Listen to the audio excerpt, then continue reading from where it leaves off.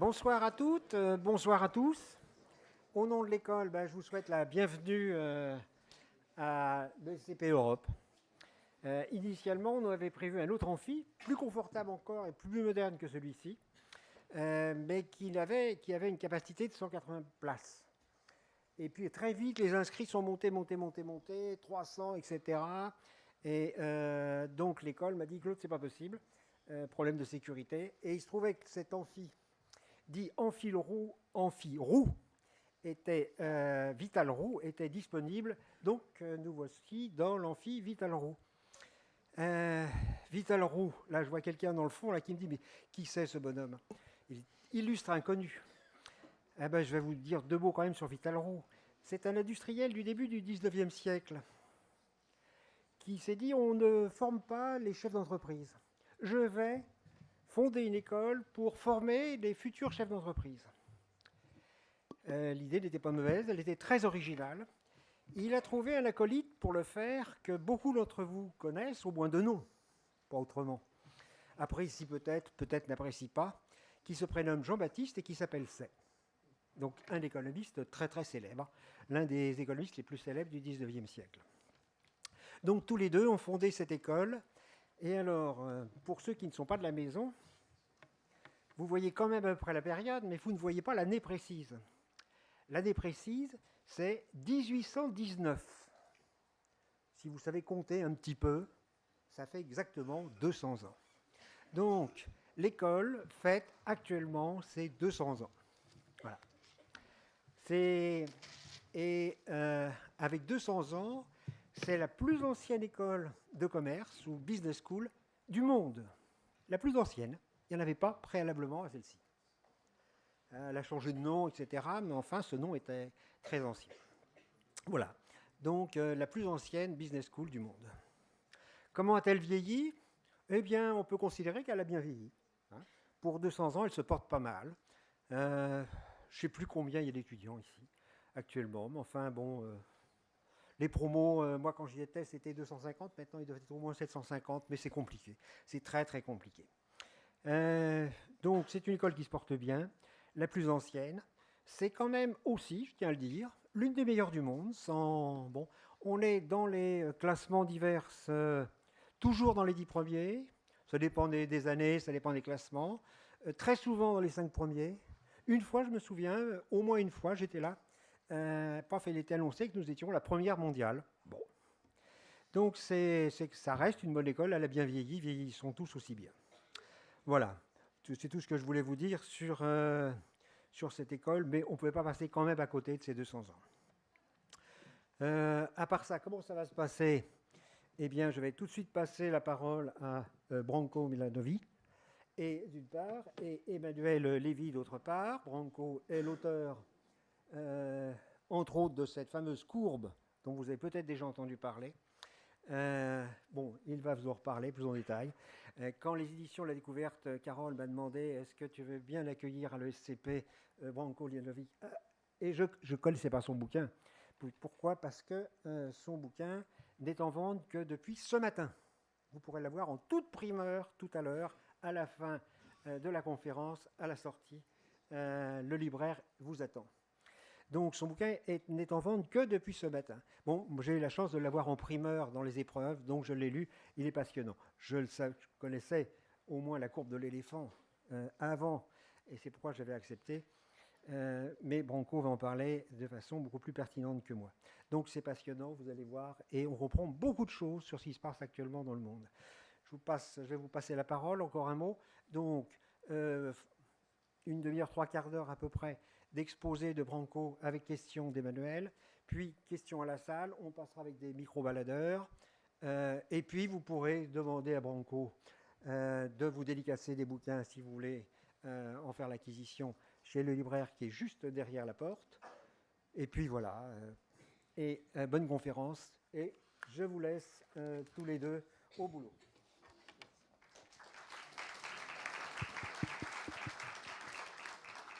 Bon, bonsoir à tous, merci d'être venus si nombreux ce soir. Je vais vous présenter Branko Milanovic. On le connaît peu, son visage est presque inconnu en France. Par contre, il y a peu de chances parmi vous que quelqu'un ait raté cette courbe qui se trouve derrière nous. sa courbe de l'éléphant. Parce qu'avec son graphique, cet économiste serbo-américain qui enseigne à la City University de New York a fait sensation. En France, c'est dans Marianne qu'il a été publié la première fois, fin 2014, ce graphique. Et on a cessé de le republier, publier. Et maintenant, c'est devenu vraiment une tarte à la crème parce que c'est quelque chose qui a exprimé facilement l'évolution des inégalités mondiales entre les deux périodes. C'était un peu comme le Petit Prince dessine-moi les inégalités, là, le graphique de l'éléphant. La force de ce graphique, c'est qu'il permet d'un coup d'œil d'apprécier les effets de 20 années de globalisation sur les inégalités mondiales. Il nous en parlera tout à l'heure, j'imagine. Avec cette courbe, Branco, votre éléphant s'est tout d'un coup imposé au milieu d'un magasin de porcelaine de la mondialisation heureuse. C'est peu dire qu'il en montre la fragilité. Aujourd'hui, la question des inégalités s'est imposée dans le débat public, jusqu'à Davos, où elle s'est largement invitée dans les différentes tables rondes. Et le sens de votre sous-titre, qui sous-titre le livre, Le destin des classes moyennes, les ultra-riches, l'égalité des chances, sont autant de questions que pose l'explosion des inégalités. Vous aurez pu y ajouter l'émergence des populismes et les migrations, qui sont aussi des objets qui sont traités dans votre bouquin. Mais je suis sûr que vous allez en parler.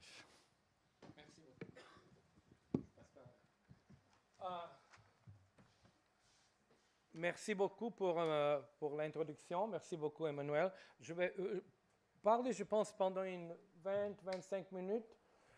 Pas beaucoup plus que ça, parce que je pense qu'il n'y a vraiment pas de questions. D'abord, Emmanuel va me poser des questions. Ensuite, vous autres, vous allez me poser des questions. Je suis très honoré ici d'être dans une école qui était, où Jean-Baptiste C., comme vous le dites, était parmi les premières personnes qui sont ici, qui étaient ici. Je ne le savais pas d'ailleurs, jusqu'au moment où vous en aviez parlé. C'est la première fois que je l'entends. Mais ça m'a fait penser à un truc que j'ai fait récemment, peut-être il y a un an, sur le Twitter, parce que j'ai lu les lettres de David Ricardo. Alors, il était l'ami, disons, connaissance ou l'ami de Jean-Baptiste C. Alors, il y a pas mal de correspondance entre les deux. Mais une chose qui m'a frappé, que d'ailleurs j'ai gardé, c'est qu'à un certain moment, Jean-Baptiste C. a demandé à Ricardo de lui emprunter de l'argent parce que C. en avait besoin à ce moment pour les investissements. Alors il y a une très élégante réponse de Ricardo qui lui dit que vraiment je suis très fortement investi dans les bons de trésor français et il me serait excessivement difficile de vous prêter quoi que ce soit. Alors, il ne prêtait pas d'argent à Jean-Baptiste C. Alors, c'est une petite histoire entre les deux grands économistes. C'était, comme vous le dites, c'était probablement 18-19, alors c'est il y a exactement 200 ans.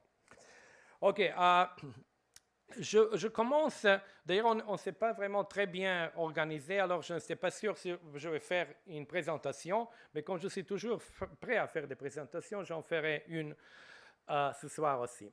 Alors, comme Emmanuel vient de le dire, la courbe d'éléphant, elle est très connue, vraiment, il n'y a pas vraiment beaucoup de besoin d'expliquer. Mais je dois tout de même dire quelques mots sur l'importance, pourquoi est-ce que cette courbe est devenue, disons, tellement utilisée. Premièrement, il faut vraiment se rendre compte que c'est la première fois qu'on a des données de presque tous les pays du monde. Alors, vraiment, on avait des données sur les inégalités des enquêtes de ménage de pas mal de pays, mais on ne mettait pas ensemble. Alors, c'est la première fois qu'on met tous les résultats ensemble. Et c'est méthodologiquement quelque chose de nouveau.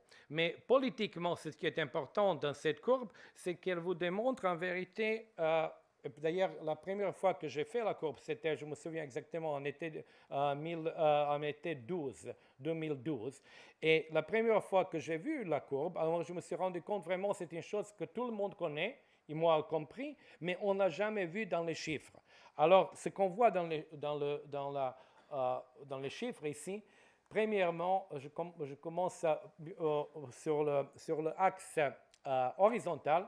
Vous avez la position dans la distribution des revenus global. Alors, vous commencez avec le numéro 1. D'ailleurs, ça aurait dû être numéro 1, pas de 0. Le premier percentile, ce sont les gens qui sont les plus pauvres. Numéro 100, c'est le percentile des gens qui sont les plus riches. En théorie, ça représente c'est 70 millions de gens les plus riches du monde, c'est-à-dire numéro 100, ce qu'on appelle top 1%, mais c'est top 1% au niveau global. Alors, tandis que sur l'axe vertical, vous avez l'augmentation des revenus en termes réels entre 1988 et 2008. Alors, je vous montrerai dans un moment aussi jusqu'à 2011 et même on a la version jusqu'à 2013. Mais cette version-là de 2008 était vraiment la meilleure, c'est-à-dire la plus connue. Alors, ce que ça vous montre, c'est bien sûr, d'abord, vous remarquez qu'il n'y a pas de percentile qui est négatif. Alors, il n'y a pas de composante, il n'y a pas d'une grande partie du monde qui a perdu de l'argent, c'est-à-dire en termes réels, qui sont devenus moins riches qu'ils ne l'étaient au début. Alors, c'est une bonne nouvelle.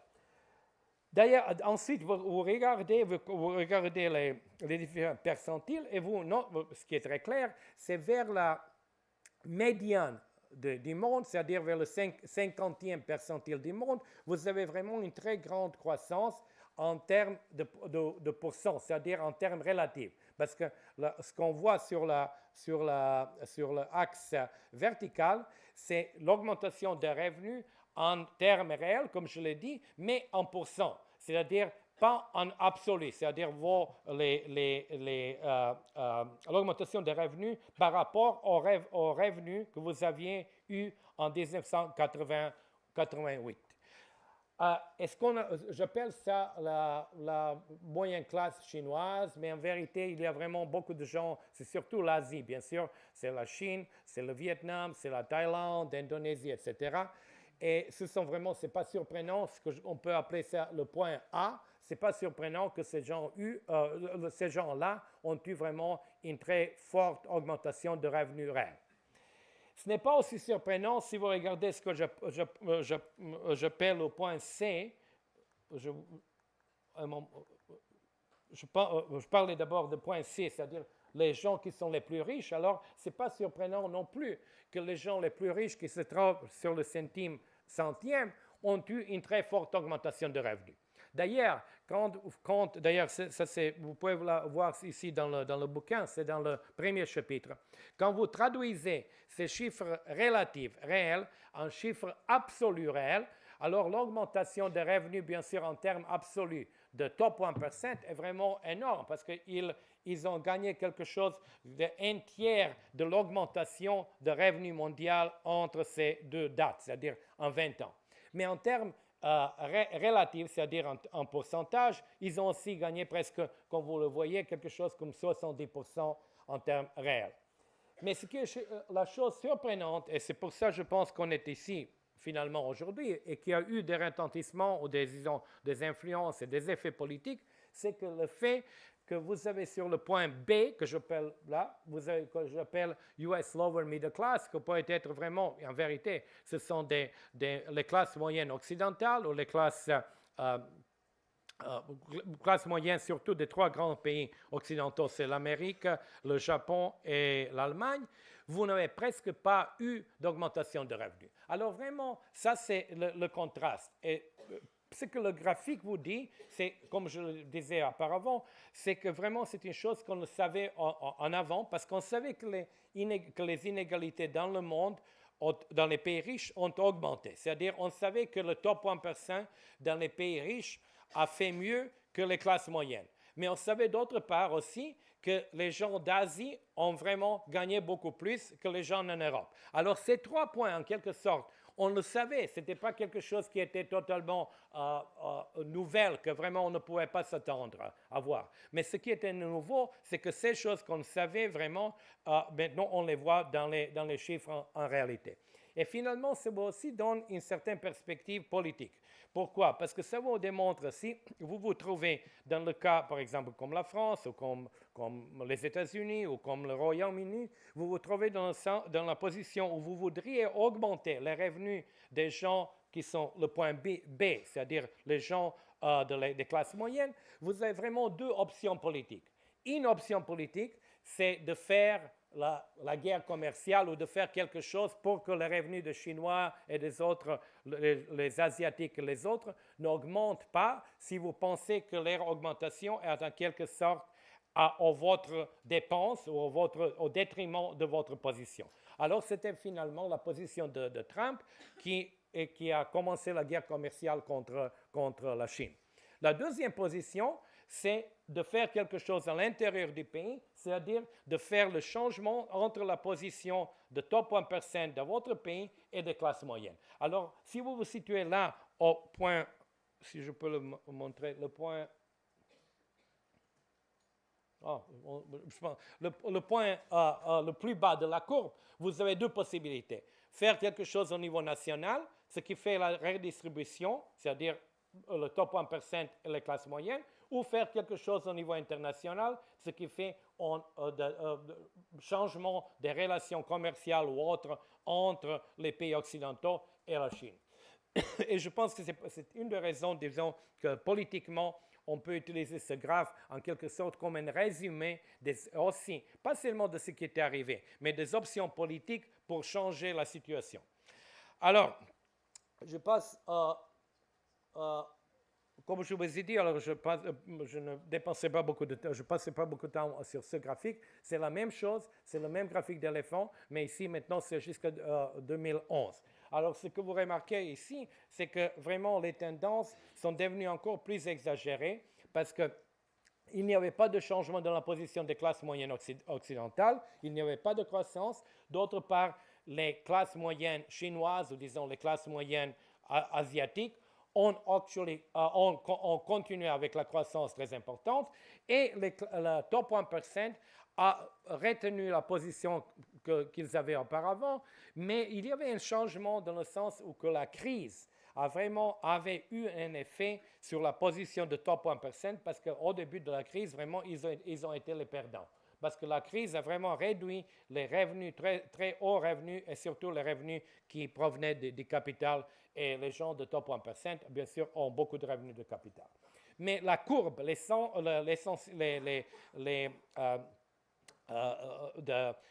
caractéristiques essentielles de la courbe n'ont pas changé et n'ont pas changé encore quand je fais la même chose jusqu'en 2013.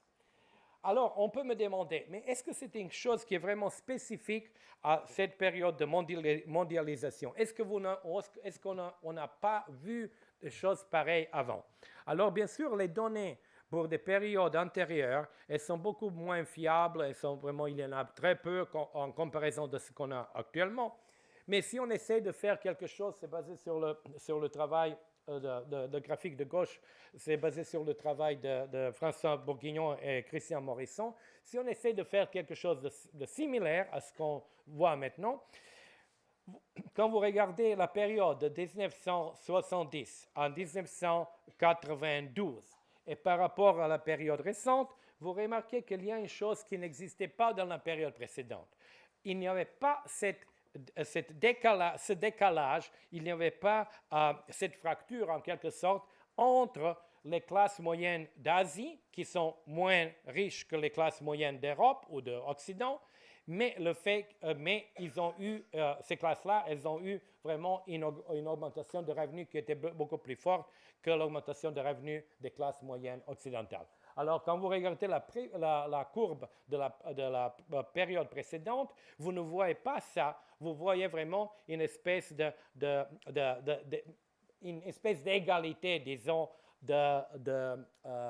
entre, il n'y avait pas de gagnants et de perdants de la même manière qu'il y en avait dans la période de globalisation. Ce qui est assez intéressant quand vous comparez ces deux courbes, c'est que vraiment l'augmentation moyenne de revenus par tête de l'habitant dans le monde, vraiment, n'a pas, le taux de croissance n'a pas augmenté pendant la période de la mondialisation. Alors, on peut le voir, c'est en vérité, c'est quelque chose de 50% d'augmentation dans les deux périodes. Alors, il n'y avait vraiment pas beaucoup de changements dans les moyens. Ce qui a changé, c'est la répartition des gains entre les différentes parties de la distribution. Je dois aussi dire, d'ailleurs, je ne voudrais pas m'arrêter là-dessus parce que vraiment, ça devient un peu compliqué, mais ce qui va arriver avec l'avènement et avec l'avènement de Chine parmi les pays, disons, à moins revenu moyen et parmi les Chinois qui deviendraient beaucoup plus, qui sont en train de devenir de plus en plus riches, c'est que la position de ces Chinois-là va bouger, c'est-à-dire ils vont aller vers la droite. Je retourne au graphique. Ils vont aller vers la droite du graphique. Et d'ailleurs, si on fait le graphique dans 20 ans, et même si les mêmes choses continuent, c'est-à-dire avec les pays d'Asie dont le taux de croissance est très supérieur aux pays occidentaux, les Chinois, en étant non plus maintenant à 50e percentile, ils seraient à 70e percentile, la forme de ce graphique d'éléphant vraiment changerait.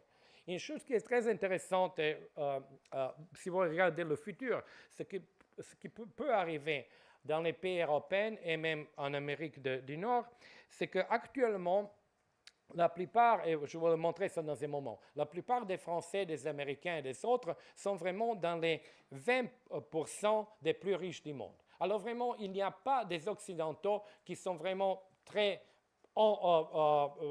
au-dessous de 70e percentile, c'est-à-dire vraiment tout ce qui arrive, tous les débats politiques, économiques sur la répartition sont vraiment les débats de politique et répartition sur la partie de la courbe globale qui est très élevée.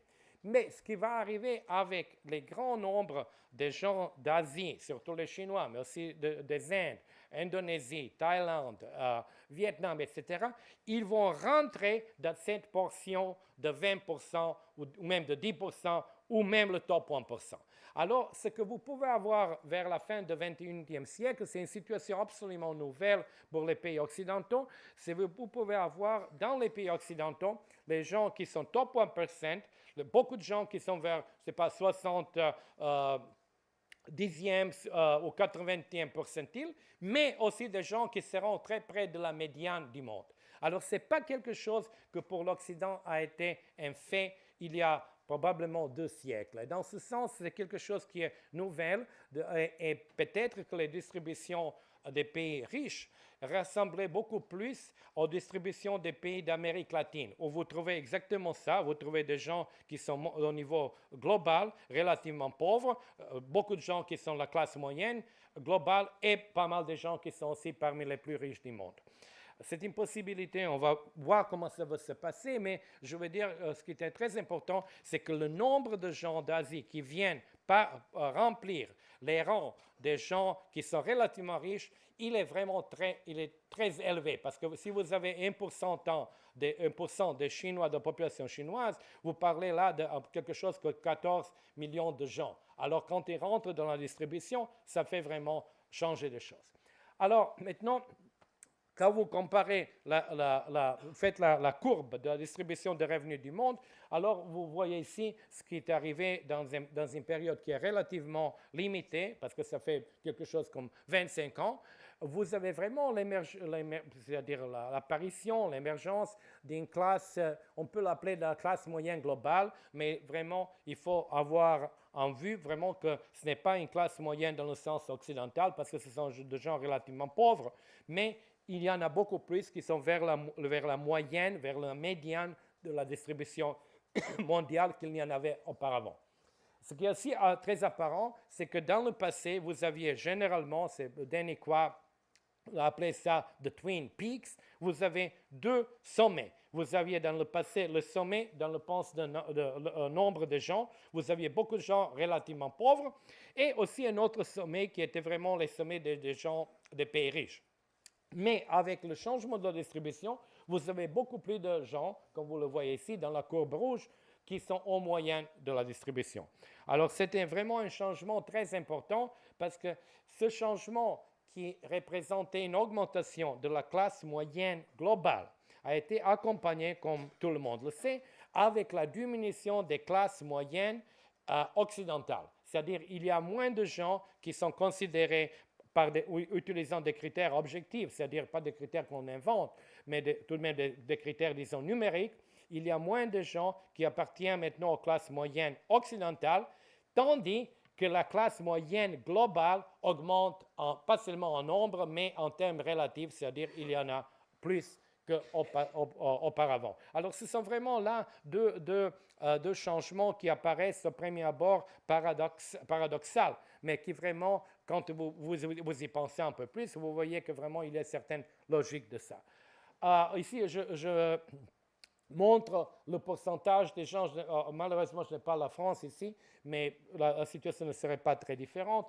Le pourcentage des gens qui étaient aux alentours de revenus médians dans les pays occidentaux. Et comme vous le voyez, presque partout, vraiment ce pourcentage a diminué. Même dans les pays qui sont considérés comme très moyenne classe, comme la Finlande qui est vraiment au sommet, vous avez une diminution très importante des gens qui se trouvent aux alentours de la médiane. Non, ça ne signifie pas que les gens s'appauvrissent. Parce que ça signifie qu'il y a des gens qui deviennent plus riches. Alors, s'il y a la médiane ici, ils deviennent plus riches, leur position s'améliore. Il y a d'autres qui descendent. Mais ce qui est vraiment vrai, c'est qu'il y a une polarisation. Alors, je pense là, quand on utilise les mesures d'inégalité comme je le fais, parfois, ces mesures vraiment ne reflètent pas très bien ce qui est en train d'arriver. Je pense qu'on peut parler plutôt, très souvent, de polarisation plutôt que de l'inégalité. C'est-à-dire, les mesures de l'inégalité ne peuvent pas refléter exactement très bien ce qui arrive, et c'est ce qui est la polarisation entre les riches et les pauvres. OK, je passe très rapidement là-dessus parce que vraiment, c'est simplement démontre la chose qu'on connaît, c'est-à-dire que les pays d'Asie vraiment sont en train vraiment améliorer leur position par rapport à l'Occident. La chose qui est intéressante de ce graphique, qui est basé sur les données de Madison, c'est que ce que vous voyez là, c'est que ces pays comme la Chine, l'Indonésie et l'Inde, c'est le GDP, produit intérieur brut de ces pays par rapport, par exemple, Chine par rapport à l'Angleterre, au Royaume-Uni, Hollande, Indonésie par rapport à l'Hollande. C'est qu'on est en train de retourner un peu à la situation qui existait avant la révolution industrielle. Et je pense que c'est une chose très importante de penser la phase présente de la mondialisation comme la deuxième mondialisation qui est en quelque sorte une image de la première, mais une image comme dans un miroir. C'est-à-dire, tandis que la première mondialisation était la mondialisation pendant laquelle les revenus des pays occidentaux ont augmenté, les revenus des Indes et de la Chine ont stagné ou actually diminué. La déindustrialisation des Indes à cause des textiles importés des Royaume-Uni a été vraiment poussée pendant la première mondialisation. Maintenant, on a vraiment en quelque sorte des processus inverses. C'est-à-dire, on a la déindustrialisation dans le nord ou dans les pays occidentaux. La position relative des pays asiatiques devient meilleure. La position relative des pays occidentaux détériore. Alors, c'est presque comme dans un miroir que vous regardez les deux mondialisations. La première, on peut généralement penser que c'est la période de 1850 jusqu'à la Première Guerre mondiale. Et la deuxième, on peut la commencer, disons, on peut dire que vraiment ça commence, disons, dans les années 80 et ça continue encore actuellement. Mais je pense que c'est très important, encore je le souligne, de voir le processus actuel comme dans la longue durée, comme l'appelaient les annales, les écoles des annales, que vraiment c'est une mondialisation qui est en quelque sorte la continuation de la première mondialisation, mais avec les effets qui sont renversés. OK, je ne sais pas si j'ai combien de temps est-ce que j'ai encore? Combien? 5, OK. Alors, je vais passer un peu plus rapidement sur les autres graphiques. Alors, celui-ci, c'est vous démontre la chose qui est déjà sous-entendue. C'est le rattrapage de catch-up de la Chine.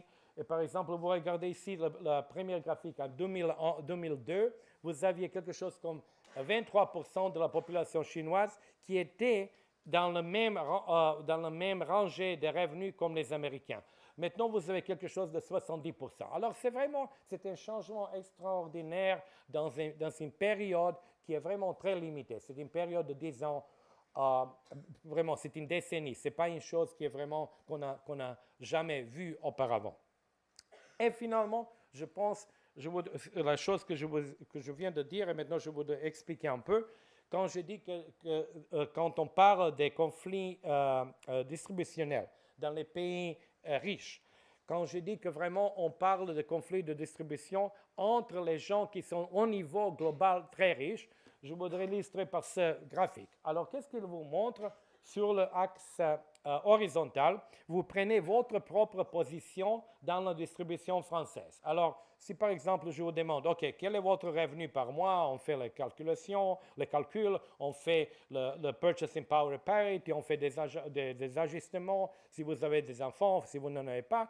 Alors, on établit un chiffre. Alors, par exemple, vous me donnez tous vos revenus, les salaires, si vous avez des revenus de transferts sociaux, que ce soit les pensions, les prestations au chômage ou n'importe quoi d'autre.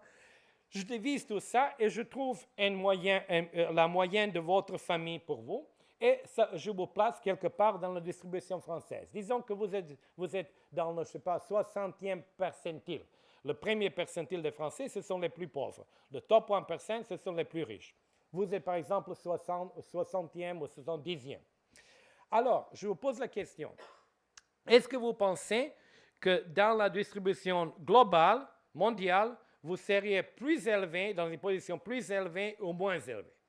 Alors, si vous y réfléchissez un peu, la conclusion vraiment est que vous devez vous, disons, préparer à être dans une position plus élevée, parce que vous savez que la France est un pays développé, très riche, etc. Alors, si votre position en France est à 60e percentile, alors c'est très, très probable que votre position globale serait plus élevée.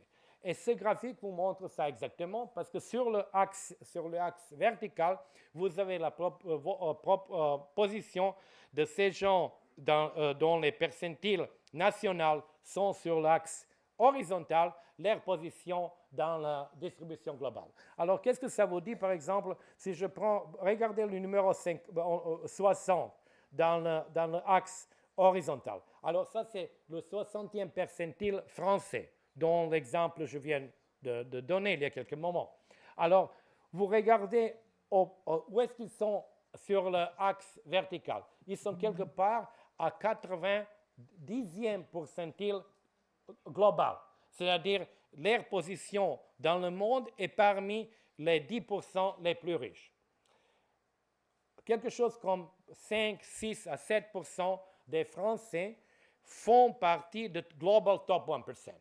Alors, quand on parle de Top 1%, très souvent, ce n'est pas clair si on parle contre ou en désaccord avec le Top 1% national ou un Top 1% global. Parce que dans les pays riches, comme par exemple les États-Unis, vous avez 12% des Américains qui font partie de Global Top 1%. Dans les petits pays, comme par exemple, qui sont très riches, comme la Suisse et Singapour, vous avez quelque chose comme 15%. Dans les grands pays européens, comme l'Allemagne et la France, comme je viens de le dire, le pourcentage varie entre 6 à 8 et même 9%. Alors, vraiment, on se dit vraiment 6, 7, 8% des Français font partie de Global Top 1%. Et bien sûr, les Français qui sont Top 1% en France, bien sûr, ils appartiennent à Global Top 1% au niveau mondial. Et comme vous le voyez, comparer la France et les États-Unis, c'est une chose très intéressante parce que ce n'est pas spécificité de la France. Tous les pays européens, riches pays européens, au début, vraiment, parmi les classes pauvres, se placent au-dessus des Américains. C'est-à-dire, si votre position, disons, est 5e percentile en France, qui est très pauvre en France, vous êtes un peu mieux, vous avez la ligne rouge qui est France, est au-dessus de la ligne verte qui est les États-Unis. C'est-à-dire que la position des gens pauvres en France est supérieure à la position des gens pauvres en Amérique. Mais la situation ensuite change avec les classes moyennes et avec les gens très riches, parce qu'il y en avait leur position en Amérique est supérieure à la position des Français équivalents en France.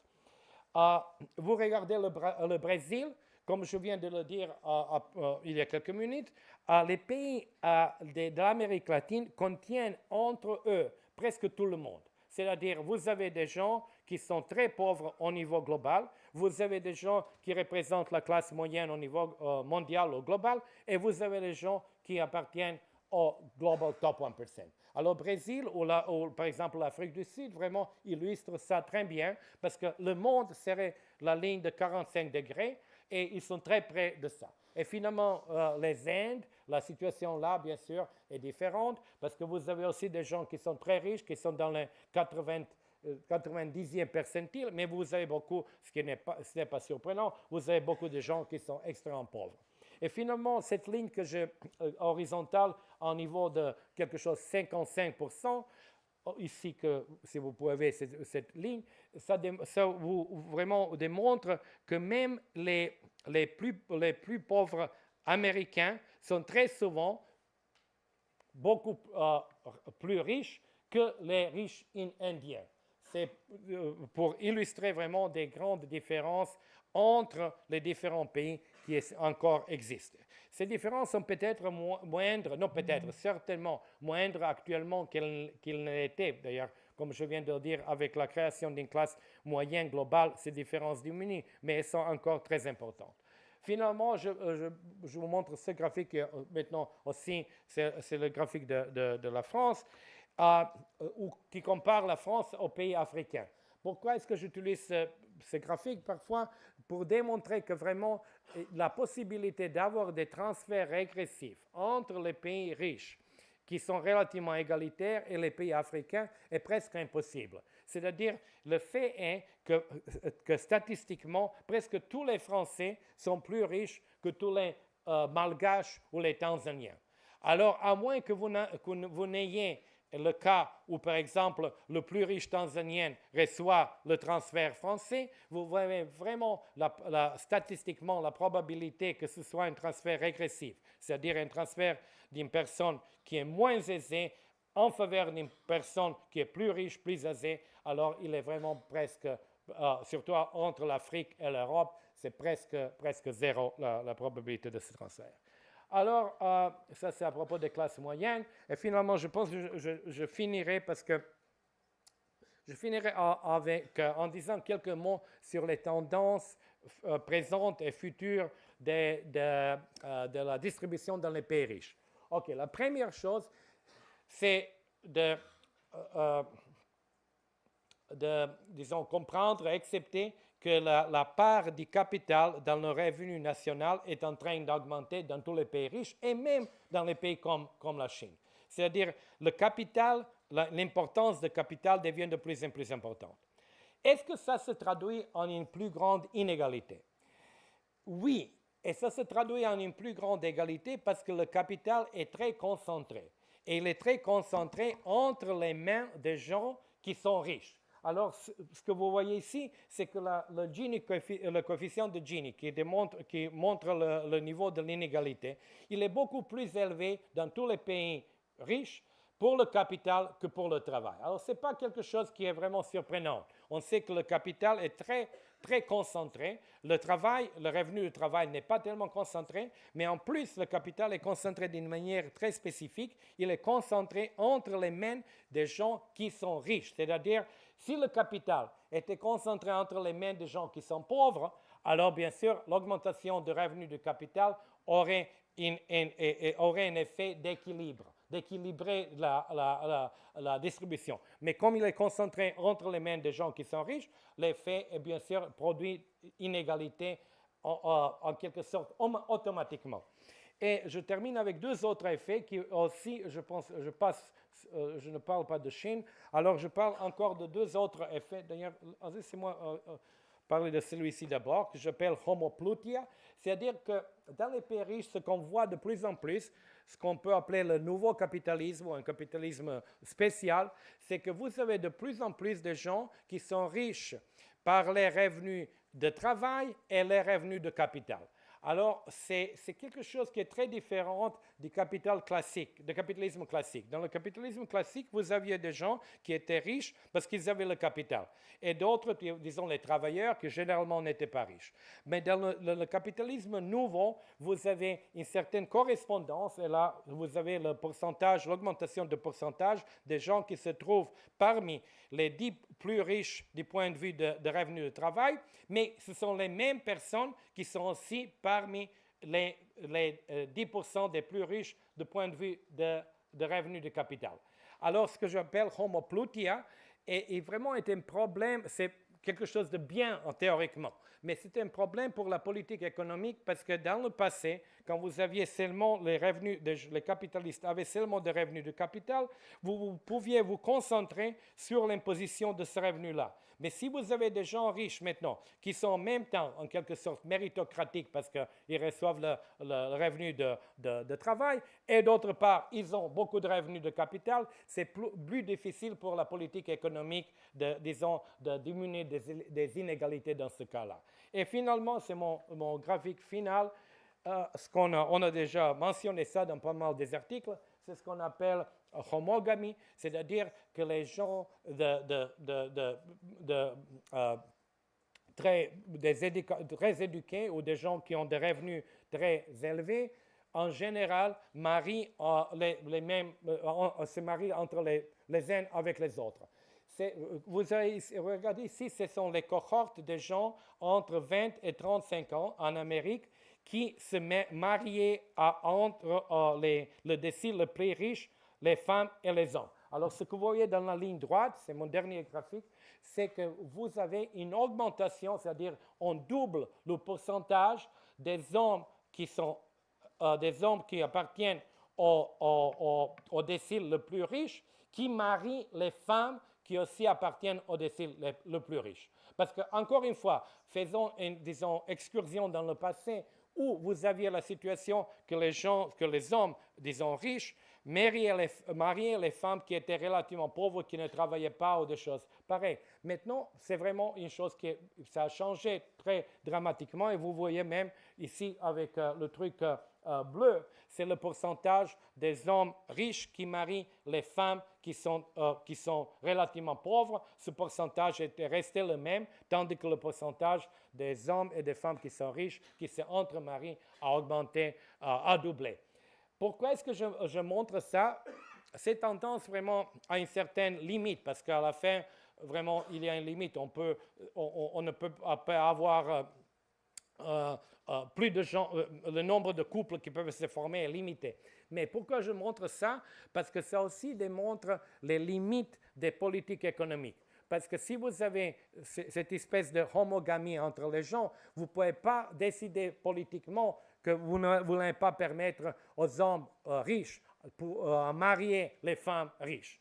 Alors, c'est politiquement impossible. Et en quelque sorte, c'est aussi introduit dans le système, c'est-à-dire il y a une certaine qualité intrinsèque dans le système qui fait la lutte contre les inégalités beaucoup plus difficile qu'on ne le pense. OK, alors je pense que j'ai passé mon temps de pas mal de minutes, alors ne me dites pas combien. Et je voudrais terminer ici et merci beaucoup pour votre attention. Je vous remercie. Merci.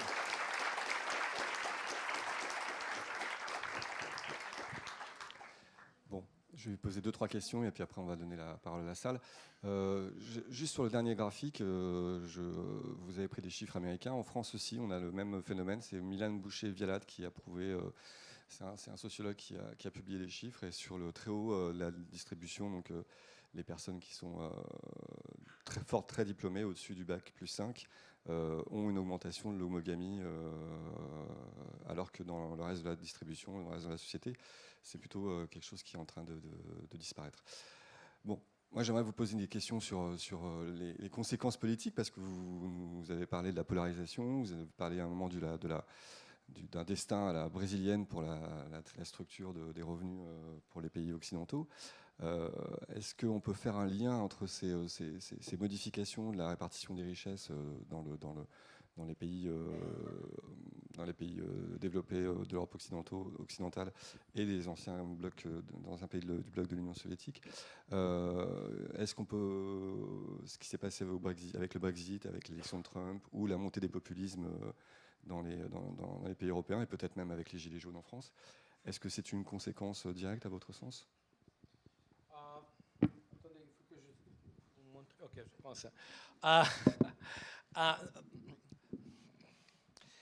Je serai très bref parce que vraiment, je pense que j'ai parlé vraiment trop longtemps. Est-ce que c'est une conséquence des changements qu'on vient de voir ici? Je pense qu'il est impossible de vraiment de démontrer la causalité, c'est-à-dire de dire que vraiment c'est une conséquence, qu'il n'y a pas de doute que c'est une conséquence. Mais je pense qu'on peut dire que c'est consistant avec ce qu'on voit. Alors, je pense quand on voit la situation en Amérique avec Trump, quand on voit les Gilets jaunes, quand on voit Brexit, quand on voit Alternative für Deutschland, quand on voit maintenant Vox en Espagne, quand on voit Cinque Stelle en Italie, c'est consistant avec ce que les données nous donnent. Et comme je suis économiste et comme je tente de croire que vraiment c'est l'économie, ou disons ce sont les intérêts économiques qui est en dernier ressort, comme on disait dans le marxisme, dernier ressort détermine les choses, alors je pense que vraiment ces faits, les faits empiriques sont consistants avec les mouvements politiques ou avec les changements politiques qu'on voit. Vous avez évoqué tout à l'heure aussi la polarisation, donc à travers aussi les revenus et la difficulté qu'il y a peut-être à trouver des politiques économiques. À Davos, une grosse polémique est montée, notamment quand Michael Dell, le patron de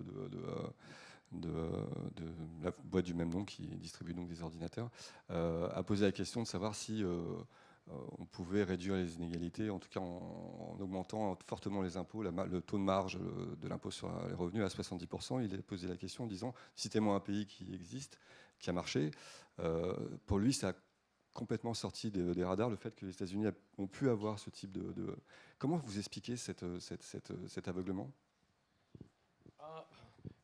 Ok, je serai bref là-dessus. Je pense que parmi les gens comme lui-même et parmi des autres milliardaires, et d'ailleurs on a vu récemment que Schultz, qui était le fondateur de Starbucks, n'aime pas qu'il soit appelé milliardaire. Il dit que c'est dérogatoire qu'on les appelle milliardaires. Et il faudrait qu'on les appelle les gens aisés. Ok. Alors les gens aisés, vraiment, ils sont très, très à l'aise. Alors ils oublient comment les autres vivent et d'ailleurs, je pense qu'ils aussi ne connaissent pas l'histoire des États-Unis, ils ne connaissent pas les histoires des autres pays occidentaux et je pense qu'ils sont très, très ancrés dans la dernière période d'une 30 ans de néolibéralisme. Alors pour eux, vraiment dire, comme Alexandria vient de le dire maintenant, de demander, disons, d'avoir l'idée des taxes, des impôts de 70%, ça leur semble une chose absolument incroyable, ahurissante, jamais vue. Mais en vérité, c'était des choses, comme vous le dites, vraiment, ce sont des choses qui ont existé dans leur propre pays dans le passé. Alors je pense que c'est une question pas seulement idéologique, je pense qu'il y a peut-être ici des gens qui étudient de l'histoire. Vraiment, ces gens, vraiment, il faudrait qu'ils apprennent un peu de l'histoire. Vraiment, ils ne connaissent pas l'histoire, je pense. On va peut-être commencer à prendre des questions de la salle. Est-ce qu'on a des micros qui peuvent tourner ? Si, j'ai l'impression qu'il Ok. Il y a des questions ? Oui, alors merci déjà pour ce très bel exposé, ces premières questions. Moi, je voulais rebondir sur le côté, sur le... Ça vient d'où Oui, c'est ici. Ah, ok. Sur l'idée que en dernier ressort, c'est l'économie qui va expliquer un peu toutes les conséquences politiques et sociales. Est-ce qu'il n'y aurait pas aussi, je pense, j'ai l'impression que ça manque aussi, en fait, une grosse partie aussi psychologique. C'est-à-dire que je ne pense pas que les gilets jaunes se posent aussi autant de questions, avec autant de graphiques, en se disant est-ce qu'ils ont augmenté de 43%, de 32% de leur revenu de vie. Je pense qu'il y a des faits, en effet. On voit aussi que depuis 10 ans, on peut pas, même dans les Gilets jaunes, il y a plein de classes sociales différentes, mais ils ont a priori plutôt stagné. Mais est-ce que le problème, c'est pas aussi en fait la perception en fait qu'on a des inégalités, et est-ce qu'il y a des études où il y a des économistes et des psychologues, je sais pas, qui seraient essayer de travailler ensemble pour essayer de voir aussi je sais pas si ma question est claire, mais les conséquences aussi, juste au niveau psychologique Je suis d'accord avec vous dans un sens. Je ne suis pas dans tous les sens d'accord avec vous. Mais dans un sens, c'est vrai que, d'ailleurs, je ne voudrais pas qu'on parle seulement de Gilets jaunes, parce que vraiment, vous connaissez Gilets jaunes beaucoup mieux. Probablement, certains d'entre vous le connaissent personnellement. Je ne les connais pas. C'est sûr qu'il n'y a pas le mouvement de Gilets jaunes, parce qu'on a dit que vraiment la personne avec le revenu médian en France maintenant est à 63e pourcentile du monde, et à l'époque était dans 65e. Alors non, bien sûr, ce n'est pas pour cette raison. Mais la stagnation des revenus et malaise, et dissatisfaction, etc., sont répliqués dans les données. C'est-à-dire, ce n'est pas parce que je connais ma position exacte dans la distribution mondiale que je proteste. Mais en vérité, je proteste pour des raisons qui sont en vérité reflétées dans ce que les chiffres montrent. Alors, parce que si vous regardez la situation dans les pays occidentaux et tous les changements politiques, où vous pouvez croire que ces changements vraiment ont lieu parce que soudainement il y avait une recrudescence de xénophobie ou de sentiments anti-migratoires ou des histoires pareilles, ce qui est vrai, ou qu'il y avait vraiment des causes économiques. Je pense que les causes économiques sont primaires, et qu'ensuite les autres choses comme xénophobie, anti-migratoire, etc., viennent un peu, disons, décorer ce truc qui est primairement économique. Je ne peux pas vous vraiment démontrer ça, mais il me semble que même historiquement, quand on regarde, je ne voudrais pas vraiment maintenant prendre tous les exemples, mais très souvent, quand vous regardez que ce soit la Révolution française, que ce soit la Révolution russe, que ce soit l'avènement de Hitler au pouvoir, il y avait toujours des raisons économiques qui jouaient un rôle. Ils ne sont pas les seuls, mais je pense qu'ils sont très importants. Bonjour, merci pour cet exposé. Alors en fait, aujourd'hui, je pense que l'ambassadeur français à Rome a été rappelé. Et moi, je fais directement le lien avec le fait que la grosse question macroéconomique en zone euro, c'est la question des imbalances. C'est qu'en fait, macroéconomiquement, on a des pays nettement exportateurs qui se portent macroéconomiquement beaucoup mieux que d'autres. Et je voulais savoir si, quand on venait faire ce type de distribution, c'est-à-dire le niveau des inégalités, et surtout la stagnation des revenus des classes moyennes, est-ce que, par exemple, en Allemagne, on allait retrouver une stagnation moindre, et en Italie, en Espagne, une stagnation plus accrue, et que donc, du coup, au-delà des divergences politiques qu'il peut y avoir, c'est-à-dire aujourd'hui un gouvernement centriste en France, plutôt néolibéral, enfin libéral, pardon, ou alors des gouvernements populistes ailleurs, il n'y aurait pas des raisons économiques, comme vous le dites, par rapport à la situation économique des classes moyennes et leur évolution, qui expliquent des divergences, et voilà, qui pourraient être inquiétantes dans un moyen terme pour la stabilité de l'Union européenne. Oui, je laisserai de côté la question de stabilité de l'Europe et de macroéconomie, parce que vraiment, je connais pas bien la macroéconomie, mais je vais vous répondre sur la stagnation des revenus allemands. Dans les données, c'était jusqu'à 1911, et même jusqu'à jusqu'à 2000, je suis encore dans l'autre siècle alors, jusqu'à 2011 ou 2013, les revenus allemands, le moyen, c'est-à-dire les gens qui étaient au-dessous de la moyenne, de la médiane allemande, ils n'ont pas vu grand-chose. C'est-à-dire qu'il y avait une stagnation des salaires en Allemagne. Et vraiment, quand vous connaissez l'Allemagne, c'était les Herz-Laws, les lois de Herz qui ont vraiment fait qu'il y avait un accord entre les partis politiques et les syndicats pour ne pas augmenter les salaires et de garder les postes de travail en Allemagne plutôt que les avoir exportés dans les pays de l'Europe orientale. Alors, dans ce sens, l'Allemagne n'est pas très différente du tout dans les données que je vois par rapport à la France. L'Allemagne est différente dans les dernières années où il y avait une augmentation des salaires et de la position des classes moyennes allemandes, mais c'était quelque chose dans les peut-être 5 ou 6 dernières années, 5 années plus tard. D'autre part, l'Italie et l'Espagne, vraiment, elles sont très différents. L'Italie, surtout, est un pays vraiment très différent parce que l'Italie est en train d'avoir une stagnation, pas seulement de la moyenne, mais c'est une stagnation totale depuis 20 ans. Alors, c'est toute une génération des Italiens qui est en quelque sorte en stagnation. L'Espagne est un peu différente, mais bien sûr, la situation espagnole n'est pas très bonne, surtout à cause de, comme vous le savez, le taux de chômage qui est très élevé en Espagne. Mais l'Italie est vraiment très intéressante parce que l'Italie, d'ailleurs j'ai fait la présentation similaire en Italie, regardez les chiffres. L'Italie, par exemple, avant l'introduction de l'euro, c'est-à-dire la dernière année du premier siècle, la moyenne italienne était 3,3 fois la moyenne internationale. Maintenant, l'Italie a 2,3. Alors, l'Italie, si vous continuez comme ça dans 20 ans, l'Italie serait à la moyenne internationale, globale. C'est vraiment quelque chose absolument incroyable, mais ce qui est arrivé.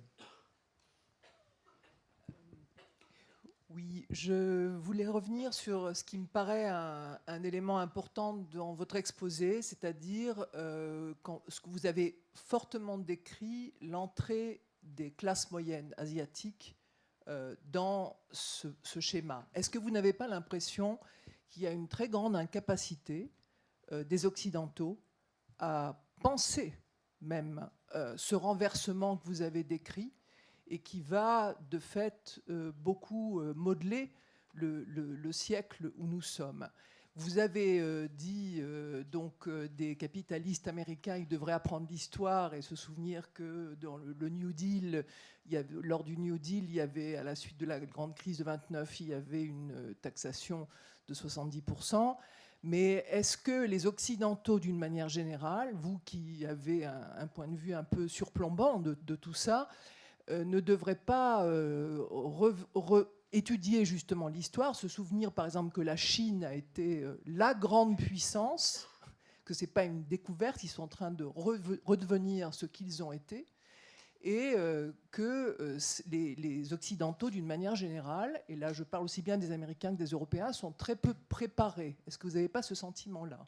Non, je ne voudrais pas répéter ce que vous venez de dire parce que vraiment, je suis totalement en accord avec vous. Je pense que c'était une très grande difficulté psychologique d'accepter un changement qui est très fondamental. Parce que je pense que toutes les générations des Européens, il y a peut-être maintenant 10 ou peut-être 15 générations, même plus, sont nés et vivaient avec la perception. Ce n'était pas une mauvaise chose, c'était seulement les faits, que vraiment l'Europe, quand je dis l'Europe, je pense l'Europe et l'Amérique du Nord, étaient beaucoup plus riches que les autres. Mais quand vous regardez le passé, alors vous vous rendez compte que c'est un phénomène qui est relativement récent. C'est un phénomène de deux siècles et demi. Au maximum 3 siècles. Quand vous regardez la situation des revenus dans les années 800, c'est-à-dire aux alentours de la guerre de Napoléon, alors vraiment il n'y a pas beaucoup de différence entre les revenus moyens en Chine et en Europe. Alors je pense qu'il y a un problème vraiment très, très important, psychologique, vraiment d'accepter, surtout qu'il s'agit d'énormément nombre de gens.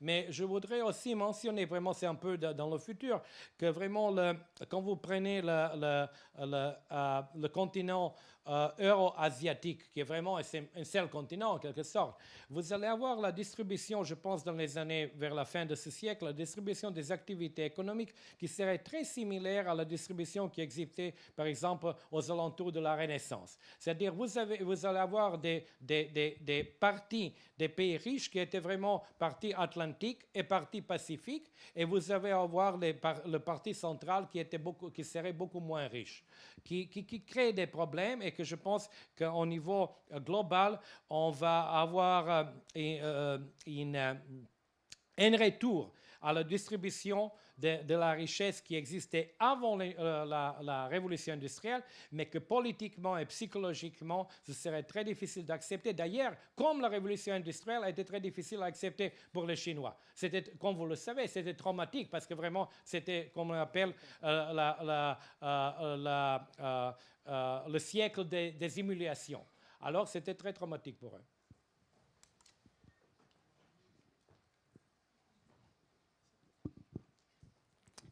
Bonsoir. Je voudrais revenir sur ce que vous avez dit au moment des graphiques avec les indices de Gini.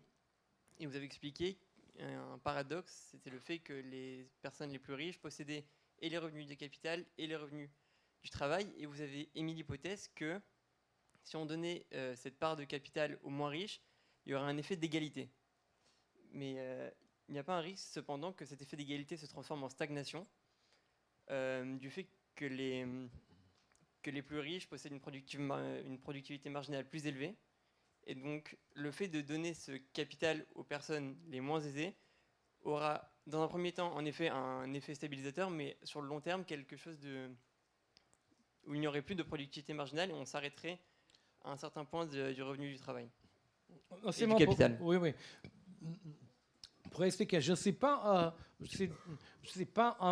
en faveur de la redistribution, mais je ne pense pas que la redistribution comme instrument d'augmentation de revenus et disons de l'augmentation de bien-être, etc., est un instrument qui est aussi fort que la croissance. Bien sûr que la croissance est beaucoup plus forte. Alors, quand j'ai fait cet exemple, je ne voudrais pas illustrer nécessairement une politique réelle. Ce que je voulais dire, c'est que la concentration, c'est un peu compliqué, mais ce que je veux dire, c'est que la concentration d'une source de revenus, que ce soit le capital, n'est pas nécessairement déséquilibrante, à moins que cette ressource ne soit pas reçue, c'est-à-dire les revenus de cette ressource ne soient pas reçus par des gens riches. Pour vous donner l'exemple, pour ne pas compliquer les choses, le revenu chômage est aussi très concentré, parce qu'il y a très peu de gens, relativement à toute la population, qui reçoivent le revenu chômage.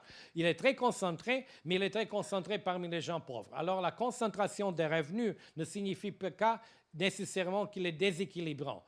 Il est déséquilibrant quand il est concentré et en plus concentré entre les mains des gens riches. Alors, c'était plutôt un exemple pour illustrer la concentration. Et l'effet de la concentration, ce n'était pas un exemple de politique. Mais en général, bien sûr, je suis en faveur de la taxation du capital, je suis en faveur de la redistribution, mais je ne nie pas que la croissance est un vraiment élément qui est beaucoup plus puissant que la redistribution pour augmenter le bien-être des gens.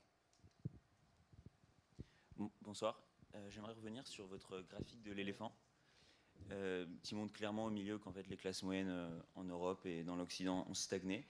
Est-ce que pour vous ça signifie que c'est l'échec, une forme d'échec du libéralisme à l'occidental? Parce que vous avez parlé en même temps de l'essor de la résurgence de la Chine.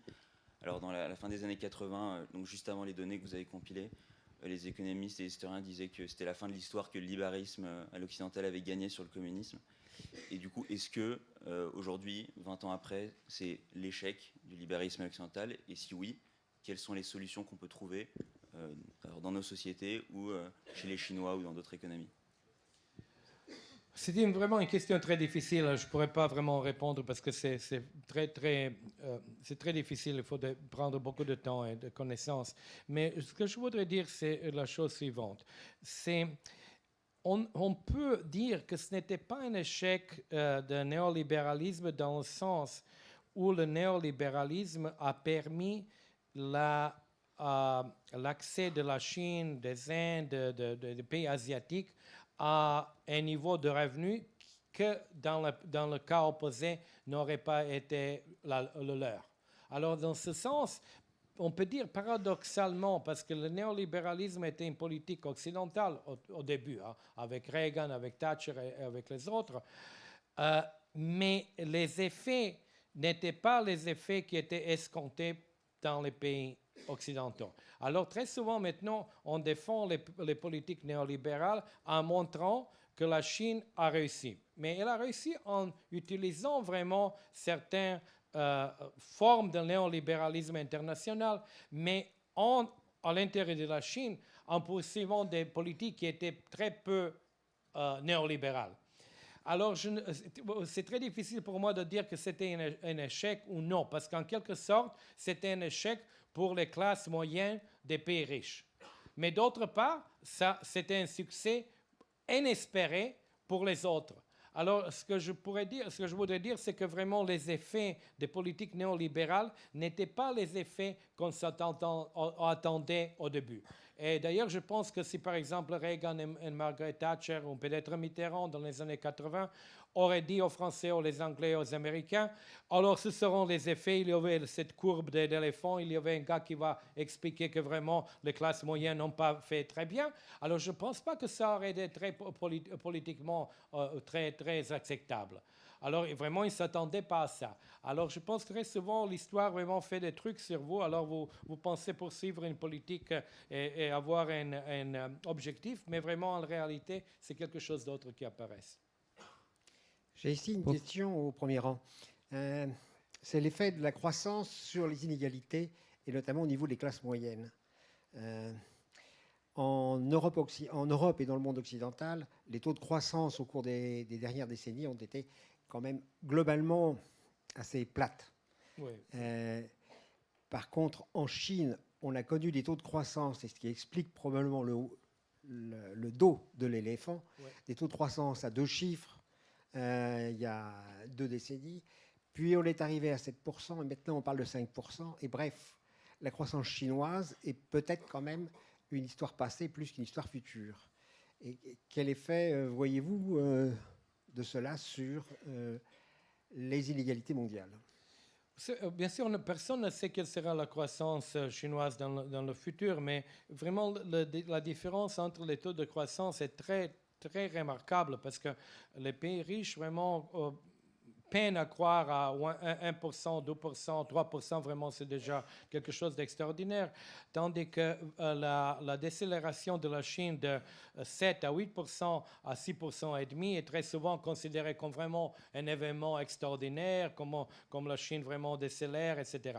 Et c'est vrai que la Chine ne va pas garder, je pense que probablement la majorité des gens seraient d'accord que la Chine ne va pas garder les taux de croissance de 10% ou de 8% ou de même de 7%, mais si la Chine continue pendant encore une génération à 2 générations à avoir des taux de croissance, d'ailleurs j'ai fait un truc, je l'ai dans mon Twitter, très simple, la décélération de la Chine, je pense que j'ai supposé que chaque année, la Chine croît 0,1% moins rapidement qu'actuellement. C'était 6,5, 6,4, 6,3. Finalement, pendant les 20 ans, ça dure pendant 20 ans. Ensuite, pendant 20 ans, le taux de croissance reste au niveau de, je pense, 4%, et ensuite il va à 2%. Alors, qu'est-ce que va le résultat à la fin de ce siècle, avant la fin de ce siècle, tandis que l'Europe, j'ai pris l'Angleterre, le Royaume-Uni, continue à croître à 2%. La Chine serait plus riche. Alors, ça, c'est la réponse. Alors, vraiment, à moins que la Chine et que les autres pays asiatiques vraiment chutent dans une croissance qui est de 2-3%, je pense que le processus de convergence va continuer avec les effets que je mentionnais auparavant. La position des classes moyennes occidentales serait dans le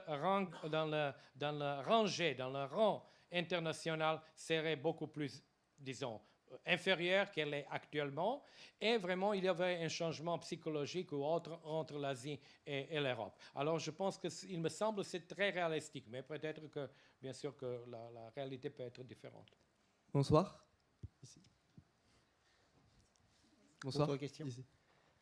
Pour revenir sur la courbe de l'éléphant, le dos de l'éléphant, comme vous avez dit, avec la classe moyenne chinoise notamment, risque de se déplacer vers le 70e centile, un peu comme une vague, on pourrait dire. Est-ce que de quelle classe, outre les Chinois, enfin la classe moyenne chinoise, devrait être constituée cette vague?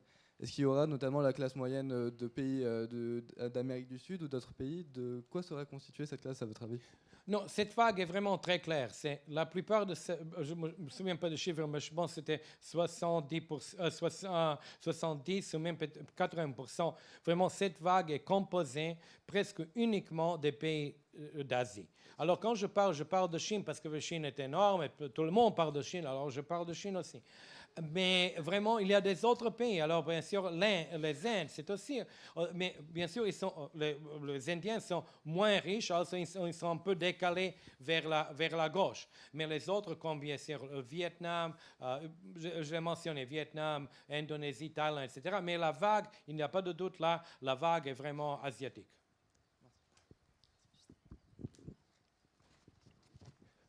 Bonjour monsieur.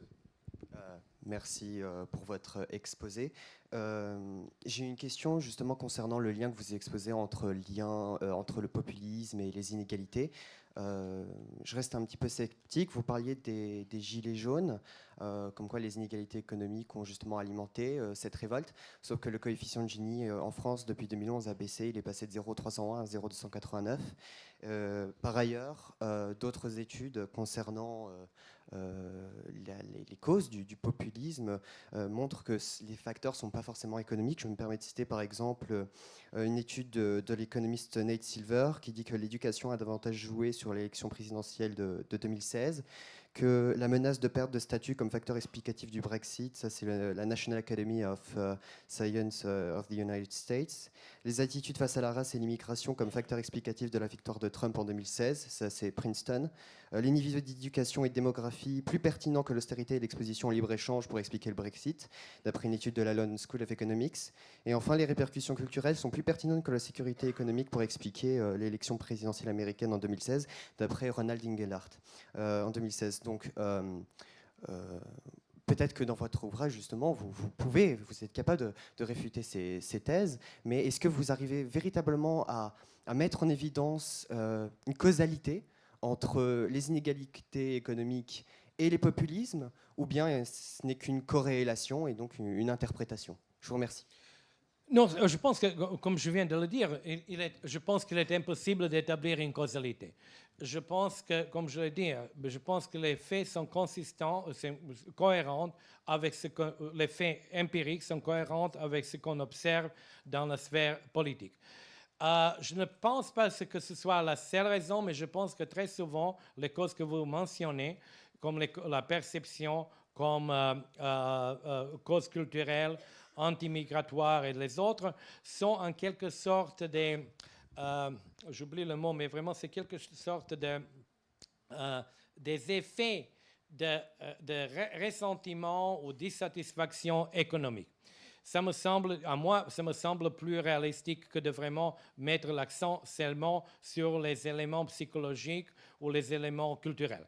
D'ailleurs, il y a une autre raison pour laquelle je pense que vraiment se concentrer sur les éléments culturels est en quelque sorte vraiment n'est pas très utile, comme on dit en anglais, self-defeating, pour la raison suivante. Parce que vraiment, les gens qui insistent sur ces éléments-là, en vérité, disent que tout ce qui est arrivé au niveau économique, ce qu'on voit ici ou ailleurs, vraiment, tout était très bien. Alors vraiment, il n'y a pas de problème économique, les politiques économiques étaient excellentes, tout était excellent, vraiment tous les indices marchent très bien, il n'y a pas de problème économique, on ne change rien à l'économie, mais il y avait des problèmes culturels, les gens vraiment ne comprennent les autres, alors ils ne parlent pas les langues, etc. Alors vraiment, je pense que cette attitude vraiment vous mène à adresser des choses qui en vérité, à mon avis, sont en quelque sorte... qui sont importantes, mais qui ne donneraient pas la réponse et ne vraiment feraient pas le changement nécessaire. Et le changement nécessaire, à mon avis, passe par des changements économiques qui ensuite auraient des répercussions sur le niveau social. Mais bien sûr, est-ce que je peux démontrer ça? Est-ce que je peux vraiment vous donner une analyse convaincante? Non, je ne peux pas le faire, mais je pourrais seulement vous citer, comme vous venez de me citer à moi, je pourrais vous citer aussi des rapports, des études, etc., qui montrent vraiment des effets de longue durée sur, par exemple, les salaires américains ou déplacement des salariés américains à cause de délocalisation ou à cause de la pénétration de l'importation des importations chinoises, etc. Alors, je pense qu'on a aussi des arguments, disons, des arguments en faveur de l'économie et pas seulement en faveur des facteurs culturels. Bonsoir. Ma question va se tendre sur une conséquence assez politique. Ma question, en fait, c'était aujourd'hui, nous voyons que l'éducation, aujourd'hui, elle coûte de plus en plus cher chaque année. Et aujourd'hui, nous voyons aussi que la richesse de la classe moyenne en Occident, elle diminue, si cela est effectivement vrai, et le pouvoir d'achat des plus riches augmente de plus en plus chaque année. Ma question se pose aujourd'hui, si on voit avec ce qui se passe avec le coût de l'éducation et que l'on voit une classe politique constituée en fait des gens qui sont les plus éduqués, est-ce que vous pensez que dans les prochaines années, il y aura en fait un risque pour la démocratie où on verra que ce sont les plus riches en fait qui contrôlent en fait la classe politique et qui prennent des décisions qui, au jour d'aujourd'hui, peut changer le monde dans lequel on vit? Je suis totalement d'accord avec vous. D'ailleurs, c'est vraiment une partie de mon livre en parle, parce que je pense qu'il y a un cercle vicieux ou vertueux, je ne sais pas, ça dépend de votre point de vue, dans le sens où les riches sont capables de payer pour l'éducation pour les enfants, etc., qui deviennent privatisés, qui deviennent plus chers. Ils sont capables de transmettre les avantages de deux formes, c'est-à-dire les avantages d'éducation à leurs enfants et d'autre part les avantages d'héritage du capital et des autres avantages. C'est-à-dire il y en a trois. C'est l'éducation, le capital et toutes les autres, le lien, c'est-à-dire le capital social qu'ils sont en train de transmettre à la génération suivante. Mais en plus, ils contrôlent le processus politique, qui signifie que vraiment les changements politiques seraient très difficiles à effectuer. Alors dans ce sens, il y a vraiment comme une espèce de boucle qui est bouclée. Vous avez de l'argent, cet argent vous permet d'envoyer vos enfants dans les écoles privées qui sont autrement inaccessibles à des gens qui sont beaucoup moins riches. Vos enfants deviennent plus éduqués, alors bien sûr, ils gagnent beaucoup plus d'argent. Comme je viens de le montrer, ils ont aussi le capital qu'ils ont ou hérité de vous ou acquis eux-mêmes. Et en plus, ils contrôlent le processus politique. Alors vraiment, la boucle est bouclée. Et dans ce sens, vraiment, il y a un danger. Là, je suis totalement d'accord avec vous que c'est un danger pour la démocratie. Ce que vous décrivez, c'est un petit peu le séparatisme d'une partie de la population, des très éduqués. Christopher Lasch, le sociologue américain, l'avait décrit déjà dans les années 90. D'un point de vue de la stabilité politique des pays qui vivent ça, à la fin, comment ça se finit en général? Oui, je pense que ça devient plus... L'Amérique est toujours un très bon exemple parce que je pense que les changements en Amérique sont plus en quelque sorte plus radicaux, c'est-à-dire on les voit de manière plus dramatique. Mais en vérité, quand vous regardez par exemple le coût de l'éducation en Europe, la position des classes moyennes, etc., qui est meilleure qu'en Amérique, mais vraiment les choses changent dans la même direction. Alors, je ne vois pas, d'ailleurs, je dis très souvent à mes étudiants, il y a des données bien sûr là-dessus, l'Amérique est dans un cas extrême, mais ce n'est pas un cas unique, c'est-à-dire il n'y a pas une très grande différence entre l'Europe occidentale et l'Amérique. Bien, si vous permettez, peut-être encore une ou deux questions, mais on va peut-être pas tarder à clore. Et puis après, pour laisser un temps, c'est prévu... Branco, les signatures d'ouvrages et puis quelques mots que vous pourrez avoir en privé. Mais on ne va pas toujours passer toute la nuit en public comme ça, tous ensemble. Donc une question ou deux encore. Oui, on reste jusqu'à demain. Hein. Oui, on pourrait rester jusqu'à demain. Bonsoir. Merci pour votre exposé. Vous avez parlé de la croissance, les bienfaits de la croissance qui ont permis à une grande partie de la population mondiale de sortir de la pauvreté. Mais aujourd'hui, face à l'urgence climatique, est-ce que vous pensez qu'on puisse continuer, en tout cas en Occident, à croître, ou bien est-ce que justement on devrait laisser les pays pauvres, notamment en Afrique ou en Asie, à eux de se développer et du coup en Occident trouver une autre forme de, je sais pas. Merci. Oui, du point de vue, comme je viens de le dire, du point de vue vraiment de cette boucle sur l'inégalité, je suis très pessimiste. Je pense que vraiment il y a une très forte possibilité que ça continue comme ça. Mais du point de vue technologique, vous me demandez la question sur le changement climatique, la technologie, je suis assez optimiste. Je pense qu'on parviendrait à contrôler les changements climatiques c'est-à-dire avec une technologie qui serait, disons, plus efficace, qui était moins polluante, etc. Les alternatives, bien sûr, ça existe, mais les alternatives il y a deux possibilités.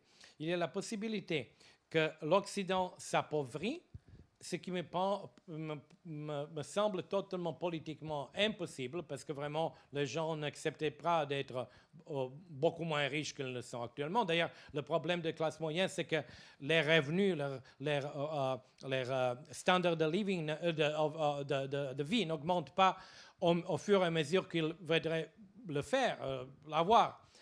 Et l'autre possibilité, c'est que les pays pauvres restent pauvres. Alors, vraiment, il y a en vérité trois possibilités. Technologie, première possibilité, là, je suis optimiste. Deuxième possibilité, l'Occident s'appauvrit et laisse les pays pauvres devenir plus riches, politiquement impossible. Troisième possibilité, les pays pauvres restent pays pauvres. Je pense que c'est éthiquement, moralement inacceptable. Alors, je pense, j'opte pour la première solution qui est l'optimisme technologique. Emmanuel, est-ce que tu auras une dernière question? Sinon, peut-être que Branko Milanovic pourrait se poser à lui-même une question. J'ai prolongé la question tout à l'heure qui a été posée sur la fiscalité climatique, la fiscalité relative au changement climatique. C'est pas anodin d'ailleurs que le Gilet jaune soit motivé, enfin soit sorti sur la question de l'augmentation de la contribution à la taxe carbone. Comment vous pensez que les populations d'Europe occidentale qui vont être soumises à ce nouveau paradigme du changement climatique vont accepter de payer? D'ailleurs, qui doit payer pour ce coût? Parce que c'est un coût pour tout le monde. Mais je pense que c'est les riches qui devraient payer pour ça. Alors, dans ce sens, je comprends. D'ailleurs, j'ai lu un peu, les gens ont parlé parce que, comme vous dites, le mouvement de Gilets jaunes a commencé avec une taxe qui était une taxe qui devrait diminuer les émissions de CO2, etc.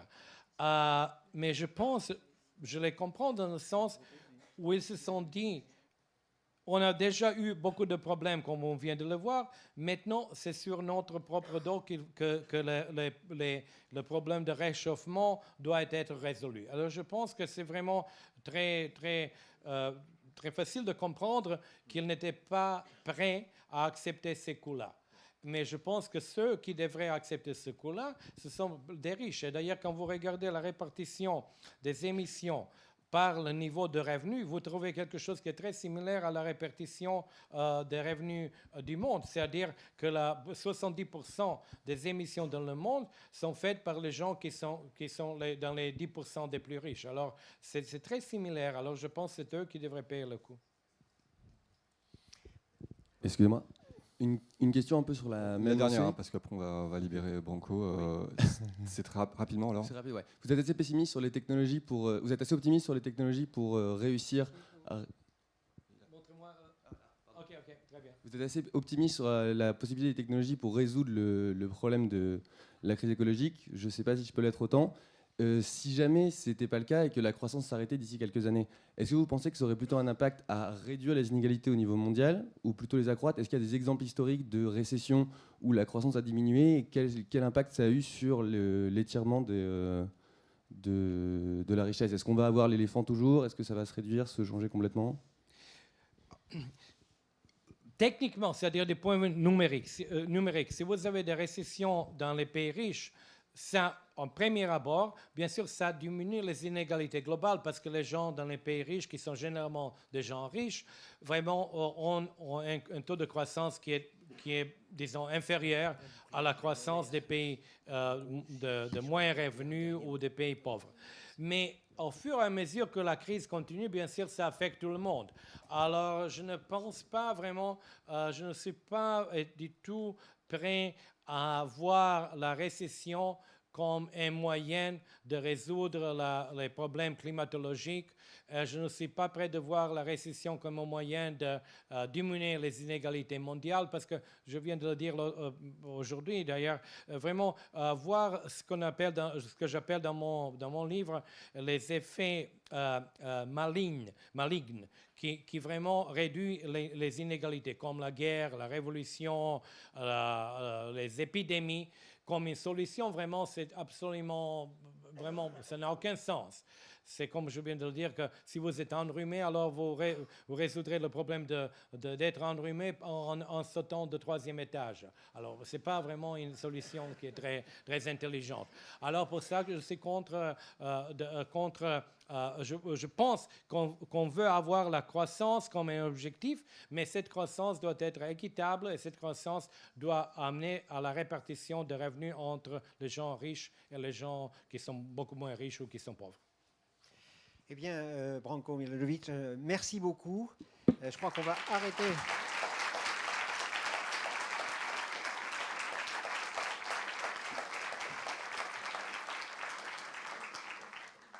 À moins que vous vouliez... Vous avez répondu brillamment à toutes les questions. Je ne suis pas tout l'ESCP et tout le jury de l'ESCP, mais je crois que vous seriez admis à l'ESCP. Hein. Mais si vous le souhaitez, une dernière parole totalement libre, sans question, à vous de juger. Non, je pense que la dernière parole serait quand je ferai la signature de mon livre, et on peut échanger, bien sûr, pas mal de propos entre voilà, et de façon entre amis. Maintenant. Merci beaucoup. Merci beaucoup.